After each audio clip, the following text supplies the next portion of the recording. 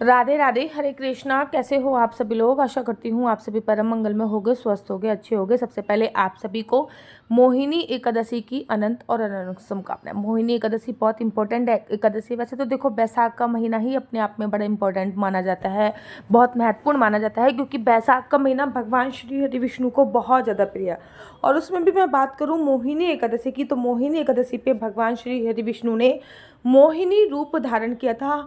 पूरे 24 अवतारों में से एक मोहिनी अवतार ऐसा है जो कि स्त्री का अवतार भगवान ने धारण किया था। कहते हैं भगवान ने जब मोहिनी रूप धारण किया, भगवान इतने सुंदर लग रहे थे, इतने सुंदर लग रहे थे कि हजारों लक्ष्मी भगवान में समाहित हो जाए, इतने सुंदर हमारे श्री हरि विष्णु लग रहे थे। तो मोहिनी एकादशी आने वाली है।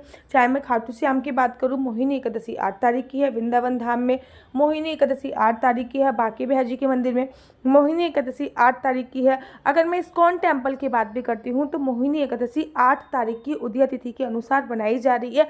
7 तारीख को एकादशी के व्रतों के नियमों का पालन होगा, जैसे कि दसवीं तिथि के जो भी नियम होते हैं, जैसे कि दसवीं तिथि के नियम होते हैं संपूर्णतः ब्रह्मचर्य का पालन करना, किसी भी तरीके की कोई काम वासना क्रीड़ा को अंजाम नहीं देना, पृथ्वी शयन करना, किसी भी प्रकार से कोई लहसुन प्याज मांस मदिरा का सेवन नहीं करना, दसवीं तिथि पे भी चावल का उपयोग नहीं करना। ये कुछ दसवीं के नियम होते हैं जिनका पालन आपको अवश्य करना चाहिए। उसके बाद एकादशी वाले दिन सुबह सुबह ब्रह्म मुहूर्त में उठ के पानी में गंगा जल डाल के स्नान करना चाहिए। देखो, वैसे तो मैं कहती हूँ पानी में गंगा जल डालो, यमुना का जल डालो, आंवले का रस डालो, लेकिन मोहिनी एकादशी है, इसमें गंगा जल डाल के पानी में स्नान करने की बहुत बड़ी महत्वता बताई गई है। तो पानी में गंगा जल और गुलाब जल भी डालनी, क्योंकि गुलाब जल की जो तासीर होती है वो ठंडी होती है, और गुलाब जल बहुत डालकर हमको ठंडकता प्रदान होती है। और बैसाख के महीने में गर्मी जो होती है वो अपने चरम पे होती है। अच्छा, मोहिनी एकादशी से ही पंचबीजक व्रत जो होते हैं वो प्रारंभ होते हैं। ये व्रत बहुत इंपॉर्टेंट होते हैं, जो मोहिनी एकादशी से प्रारंभ होकर और आपके बुध पूर्णिमा तक रहते हैं। ये 5 दिन होते हैं, जिसको कहते हैं बैसाख के 5 दिन। इनको पुण्य तिथियों के नाम से भी बोला जाता है। मतलब इसमें इन 5 दिनों में किया गया कार्य अजर और अमर हो जाता है। इन 5 दिनों में किए गए जो कार्य है वो सदा सर्वदा के लिए अजर और अमर की श्रेणी में आ जाता है। अब मोहिनी एकादशी 8 तारीख की है, तो 8 तारीख को सुबह सुबह पानी में कुछ ना कुछ डाल के स्नान कीजिएगा, और उसके बाद पीले रंग के अच्छे से वस्त्र पहन लीजिएगा। पीले रंग के वस्त्र पहनने के तत्पश्चात आपको करना क्या है कि भाई आपको भगवान श्री हरि विष्णु की पूजा अर्चना करने के लिए प्रिपरेशन करनी है। सबसे पहले पूरे घर में गंगा जल का छिड़काव कीजिए। घर के मुख्य द्वार पे हल्दी से स्वास्तिक बनाइए। दहलीज पूजन अवश्य कीजिए। अब आपके घर पे जो भी सीमित विग्रह हैं, जैसे कि बाल गोपाल, लड्डू गोपाल हैं, या फिर जुगल जोड़ी सरकार है, या राधा रानी है, उनको पंचामृत से स्नान कराइए। देखिए, कुछ नियम आप बांध लीजिए, जैसे कि जब भी एकादशी होगी मैं अपने लड्डू गोपाल, बाल गोपाल, जुगल जोड़ी सरकार, राधा रानी, इन सभी को पंचामृत से स्नान कराऊंगी। अर्थात कहने का तात्पर्य है जो भी सीमित विग्रह है उनको मैं पंचामृत से स्नान कराऊंगी। ये कुछ नियम आपको बांध लेने हैं। उसके बाद आपको एकादशी के व्रत का संकल्प लेना है। संकल्प के लिए एक सुपारी आवश्यक है। बाकी जो चीज़ें बता रही हूँ वो एडिशनल है, आप रख भी सकते हो या नहीं भी रख सकते। एक सुपारी और एक का सिक्का आवश्यक है। एक सुपारी लीजिए और उसमें थोड़ा सा आपको 1 या 2 का सिक्का रखना है। 2 लौंग भी रख सकते हैं, इलायची भी रख सकते हैं। वैसे तो देखो, संकल्प चावल से लिया जाता है। किसी और व्रत में अगर हम संकल्प लेंगे तो चावल का ही उपयोग करेंगे, लेकिन एकादशी के व्रत में चावल का उपयोग नहीं करते। इसलिए एकादशी के व्रत में जो भी हम संकल्प लेते हैं वो हम संकल्प लेते हैं सुपारी से, पानी से, सिक्के से, लौंग से, इलायची से। ठीक है ना। इसमें सबसे इंपॉर्टेंट चीज़ सुपारी होती है। सुपारी का उपयोग एक ही बार कर सकते हैं, अगली बार इस सुपारी का उपयोग आपको नहीं करना है। किसी भी गमले में सुपारी को डाल सकते हैं। ठीक है ना। संकल्प लेने के बाद संकल्प लेना है आपको, श्री विष्णु श्री विष्णु श्री विष्णु। मेरा नाम आशु चौहान है, मेरा गोत्र केम लक्ष्य, मेरा निवास स्थान श्रीधाम वृंदावन है। आज मैं पूरी विधि विधान से मोहिनी एकादशी का व्रत कर रही हूँ। यह व्रत मैं फलाहार खा के करूँगी। भगवान श्री विष्णु मेरा यह व्रत संपूर्ण करने में मेरी सहायता करें। अब जो भी आपने ये हाथ में सामग्री है भगवान के चरणों में चढ़ा देनी है। उसके तत्पश्चात क्या करना है, उसके बाद आपको एकादशी की कथा पढ़नी है। सबके पास एकादशी की पुस्तक होंगी, अगर नहीं है तो आप मुझसे एकादशी की पुस्तक मंगा लीजिएगा, मैं आपको एकादशी की पुस्तक भेज दूंगी। तो आपको एकादशी की कथा पढ़नी है। कथा पढ़ने के बाद अब आपको भगवान का प्रिय भोग लगाना है। हर एकादशी पे भगवान का अपना अलग अलग प्रिय भोग होता है। मोहिनी एकादशी पे भगवान ने मोहिनी रूप धारण किया था और भगवान को मीठी खीर का भोग बहुत प्रिय है। मोहिनी एकादशी पे जो भगवान जी का पसंदीदा भोग है वो है खीर का भोग। अब खीर चावल की बनाई जाती है, लेकिन एकादशी पे चावल जो होते हैं वो नहीं खाते, इसलिए मोहिनी एकादशी पे हम लोग मखाने की खीर बनाएंगे, वो भी केसर युक्त खीर, थोड़ा सा केसर डालकर हम बनाएंगे और भगवान को केसर और मिश्री की खीर का भोग लगाएंगे। कहते हैं केसर और मिश्री की खीर का भोग लगाने से मोहिनी एकादशी पे आपके घर में सुख, समृद्धि, धन और वैभव की प्राप्ति होती है। खीर को माता लक्ष्मी का प्रतीक माना जाता है और खीर का भोग लगाने से सुख, समृद्धि, धन, वैभव, यश, मान, सम्मान, प्रतिष्ठा आपकी बढ़ती है। तो खीर का भोग लगाएंगे। अब इसके बाद आपको क्या करना है, इसके बाद आपको करनी है आरती। सिंपल सी आपने आरती करा, आरती करने के बाद तुलसी मैया के पास पहुंच जाइए। अब तुलसी माता जी की आपको आरती करनी है।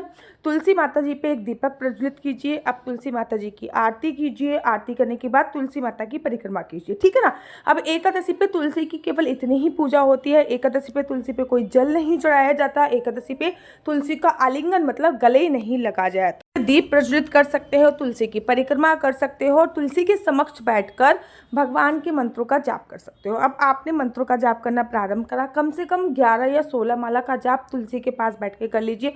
अब एकादशी जो है वो बृहस्पतिवार वाले दिन पड़ रही है, ये अपने आप में बहुत शुभ है।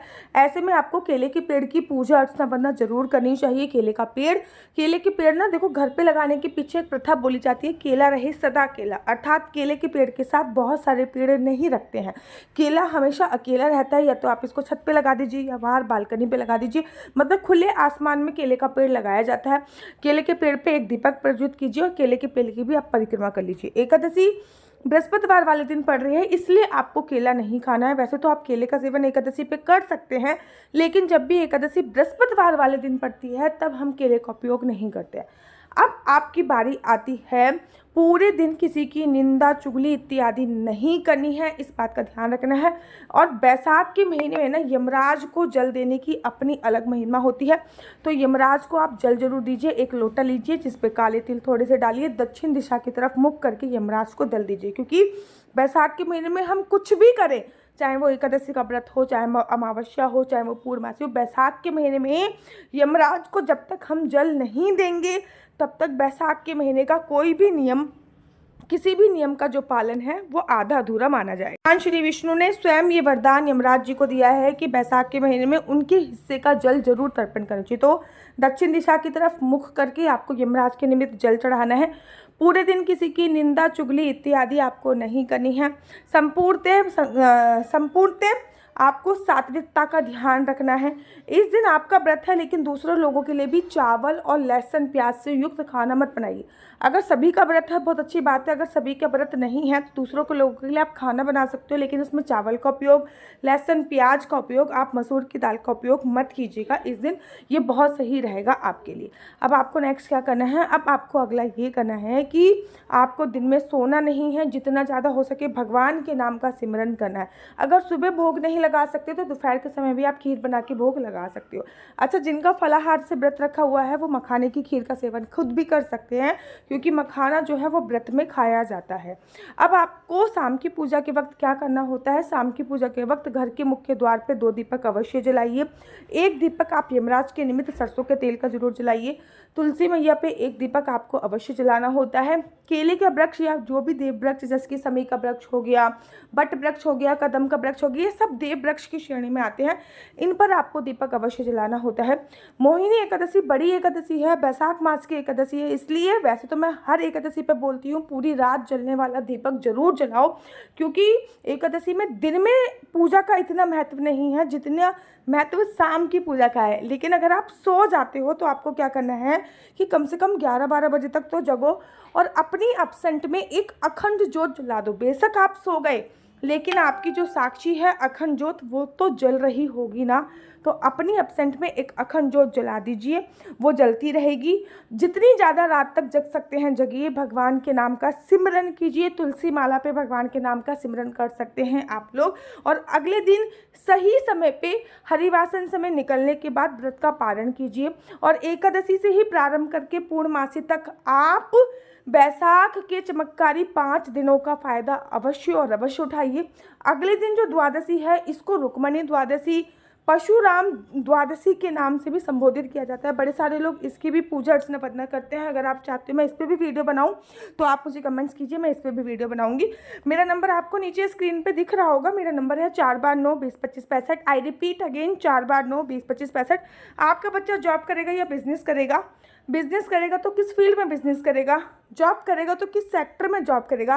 क्या आपके बच्चे की कुंडली में सरकारी नौकरी का योग है? किस सेक्टर में उसे नौकरी करनी चाहिए? किस चीज़ की उसको आगे पढ़ाई करनी चाहिए? कुंडली के अनुसार उसको कौन सी साइट दिलानी चाहिए? क्या कुंडली में विदेश जाने का योग है? क्या कुंडली में विवाह का योग कब है?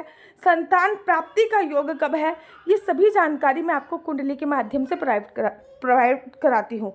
कुंडली मिलान भी आप मुझसे करवा सकते हो और कंसीव के लिए शुभ मुहूर्त भी निकलवा सकते हो। किसी भी चीज़ का कोई शुभ मुहूर्त जानने के लिए भी आप मेरे को इस नंबर पे संपर्क कर सकते हो। लेकिन एक बात याद रखिए, कुंडली देखना बिल्कुल भी फ्री नहीं है। कुंडली देखने के थोड़े से चार्जेस हैं और इस नंबर पे मैं किसी भी प्रकार से कोई भी क्वेश्चन आंसर का रिप्लाई नहीं देती।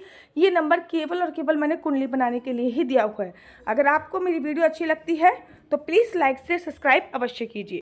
राधे राधे, हरे कृष्णा। तो देख रहे हो आप कितनी सारी तुलसी मालाएं हैं। वेट किस बात का, देर किस बात की? अगर आपके पास भी एक असली तुलसी माला की आप तलाश कर रहे हो कि मुझे गले में पहनने वाली एक असली कंठी प्राप्त हो जाए तो अभी अभी अभी ऑर्डर कर दीजिए। ना केवल आपके पास असली तुलसी माला पहुंचेगी, गले में पहनने वाली कंठी, अपितु आपके पास जपने वाली माला भी पहुंचेगी। साथ ही के साथ आपके पास गोपी चंदन, अष्टगंधा तिलक, राधा नाम के कानों में पहनने वाले इयररिंग्स, डिफरेंट प्रकार के माला, झोली, बहुत सारा सामान श्रीधाम वृंदावन की पावन धरा से आप लोगों के लिए आ गया है।